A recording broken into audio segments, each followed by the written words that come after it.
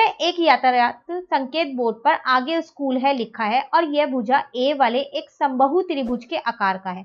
मतलब कि एक बोर्ड है जो त्रिभुज के आकार का है और ये त्रिभुज भी कौन से है, समबाहु त्रिभुज, जिसकी तीनों ही भुजाएं बराबर है। इसमें यहाँ अंदर कहीं पर लिखा है आगे स्कूल है, ठीक है। अब वो आपसे कह रहा है हीरोन के सूत्र का प्रयोग करके इस बोर्ड का क्षेत्रफल ज्ञात कीजिए।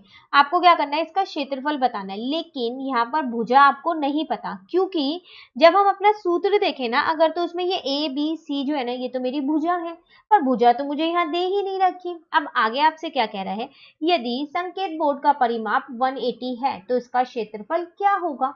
तो परिमाप तो आपको दे दिया लेकिन भुजा नहीं दी, तो परिमाप से हम भुजा निकाल सकते हैं ना। क्यों? क्योंकि जो ये समबाहु त्रिभुज है ना इसकी तो तीनों ही भुजाएं बराबर होंगी, है ना।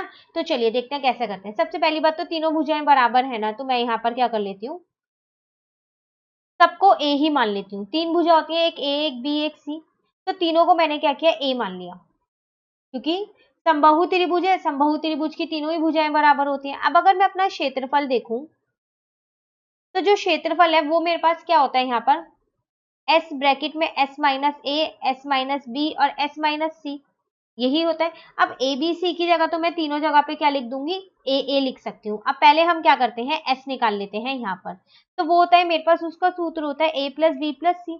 अब देखो ए की जगह भी ए है, बी की जगह भी ए है, सी की जगह भी ए है और यहाँ पर 2 है, तो कितना आ जाएगा 3a अपॉन में 2, क्योंकि ये समबाहु त्रिभुज है इसकी तीनों ही भुजाएं बराबर होंगी, ये मैंने यहाँ पर मान लिया है, ठीक है।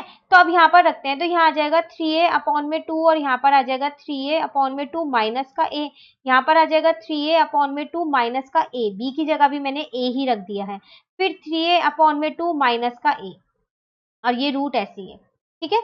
अब इसको अगर हम आगे हल करें तो ये आ जाएगा 3a अपॉन में 2 और यहाँ पर देखो इसके नीचे कुछ नहीं है तो मैंने 1 लगा लिया। अब मैंने यहाँ पर क्या किया, इनके हर एक जैसे कर दिए, तो ये आ जाएगा मेरे पास 3a माइनस का 2a अपॉन में 2, यहाँ पर भी यही आ जाएगा 3a माइनस का 2a अपॉन में 2 और यहाँ पर भी यही आ जाएगा 3a माइनस का 2a अपॉन में 2, ठीक है यहाँ तक। अब ये तो आप ऐसे ही रहने दो, यहाँ पर आ जाएगा a अपॉन में 2, यहाँ पर भी आ जाएगा a अपॉन में 2, यहाँ पर भी a अपॉन में 2 आ जाएगा। तो देखो नीचे आपके पास 4 बार 2 है, तो 2 बार 2 को मैं बाहर निकाल सकती हूँ 1/2 इंटू 1/2 करके, ठीक है। और उसके बाद ऊपर अगर आप अंश में देखो तो 4 बार a है, तो 2 बार 2 रूट से वो भी बाहर निकाल लिए मैंने, तो अंदर आपके पास फिर बचा ही कितना है, अंदर आपके पास तो सिर्फ 3 ही बचा, क्योंकि a भी बाहर आ गए जोड़े में और 2 भी बाहर आ गए, तो ये कितना आ गया आपके पास, तो √3। अब देखो 2 2 जब 4 हो गया और यहाँ पर आ गया a स्क्वायर, ये आपका आ गया क्षेत्रफल। लेकिन अभी यहाँ पर आपने a का मान नहीं रखा, वो आपको रखना पड़ेगा। अब वो कैसे रखेंगे, देखो परिमाप हमको यहाँ पर दे रखा है, वो कितना दे रखा था 180, परिमाप का मतलब यही तो होता है तीनों भुजाओं का योग, तो इसका मतलब मैं ये कह सकती हूँ a प्लस बी प्लस सी।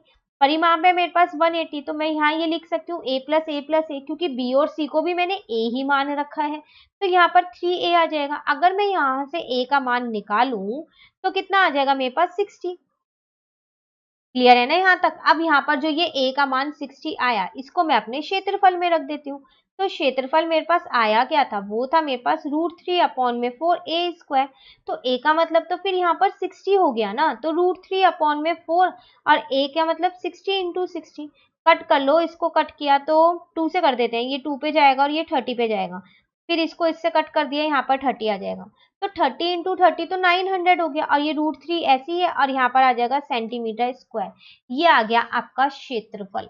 आप चाहो ना तो पहले परिमाप भी निकाल सकते हो, 60 आ जाएगा, फिर आप सारी भुजाओं को 60 रख के भी कर सकते हो।